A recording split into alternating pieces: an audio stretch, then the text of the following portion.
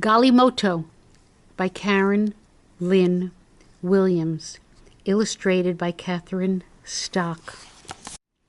Condi opened an old shoebox and looked inside. These were his things. They belonged to him. Inside the box there was a ball made of many old plastic bags tightly wrapped with string. There was a knife Condi had made from a piece of tin can and a dancing man he had made from dried cornstalks. In Condi's box there were also some scraps of wire. He had been saving the wires for something special. Now he took them and the knife from his box. "I shall make a Galimoto," Condi told his brother Ufulu. Ufulu laughed. "A boy with only 7 years cannot make such a toy. You don't have enough wire." "I will get enough wire," Condi answered. Condi took his knife and wire scraps and went to the home of his friend Gift. "I want your wires," Condi told Gift. "I will give you my knife for them." "Why do you want the wires?" Gift asked. "I want to make a Galimoto," Condi answered. Gift ran his fingers over the tin knife. "It is a good knife. I'll cut a dancing man with it." Gift took a handful of wires from his box of things and gave them to Condi. "That's not enough wire for a Galimoto," he told his friend. "I will find enough wire," Condi said.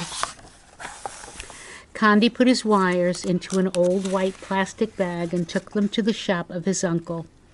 "Good day, second son of my brother," his uncle greeted him. "How can I help you?"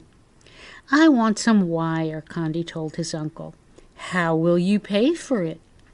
"I have no money," Condi answered, "but you have wires in your old packing boxes from the city. They would make a fine Galimoto." "So you want to make a Galimoto? The son of my brother is a clever boy. Take the wires." Cheep, cheep, cheep, cheep. Condi could hear the grinder at the flour mill. Many women with babies tied on their backs waited in the hot sun.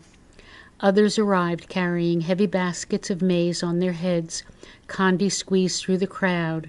He was very near the front door when someone grabbed him. The women began yelling angrily, "Stop that one! He goes out of turn!" Condi was being pushed and shoved. Suddenly, the mill stopped its grinding. "What is it?" the miller shouted. The women pointed at Condi. "Ah, no," Condi said. "I have no maize to grind. I only want wires for a Galimoto." He opened his bag for them to see. "Playthings! For this you keep us waiting!" The women grumbled angrily. "One cannot eat wires." An old toothless woman shook her hand at Condi. The miller shrugged. "There are some wires out back. Take those and go." In the back of the mill there was an open door. Inside the door was a pile of old motor parts. There, Condi found some very thin wires wrapped in red and yellow and green plastic. "I can scrape the coating off," Condi thought. "These wires will hold my Galimoto together." Still, he did not have enough for a Galimoto. Condi passed some young children playing on an anthill. One was Munda, the small sister of his friend Gift. She had a fine long piece of wire which she stuck into the hard dirt. "Little friend," Condi called as he came nearer, "you cannot catch an ant that way. Go fetch some water, for with that and a stick we will fool them." When Munda came back, Condi poured the water around one of the holes. "Now they will think the rains have begun," he explained. Then he stuck a stick down the hole. Gently he pulled it out, and on the end was a large ant. "My stick is better than a wire for catching ants. You may have the stick, and I'll take the wire." Condi knew there was a trash heap behind the bicycle repair shop, but the gate was locked.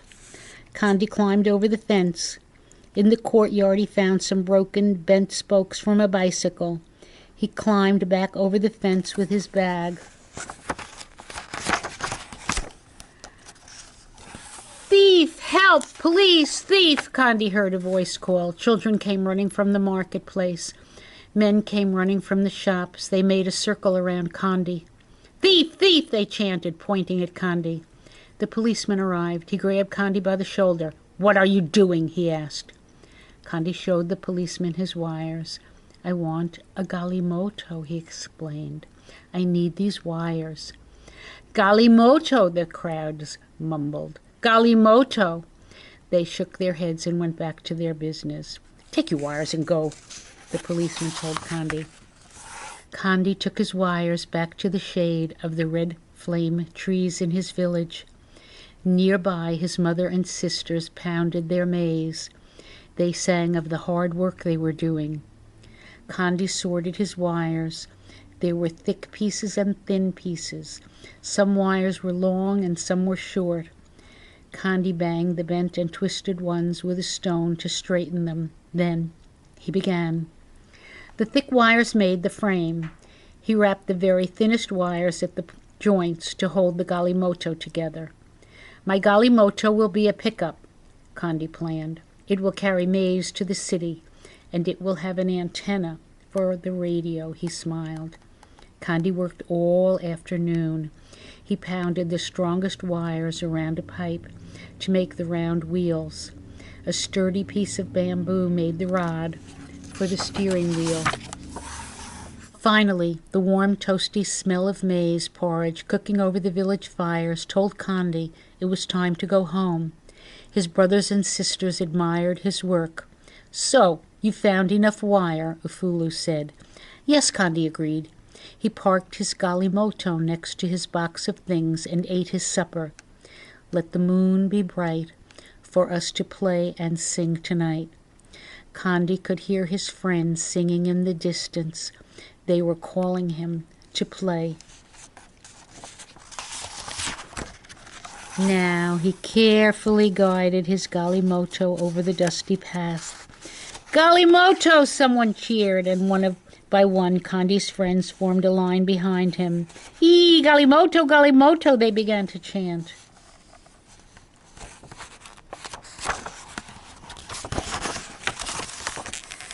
Condi saw the shadow of his Galimoto, cast by the moonlight, racing alongside. "It's a fine Galimoto," he thought proudly. "Perhaps tomorrow I shall make my Galimoto into an ambulance, or an airplane, or a helicopter."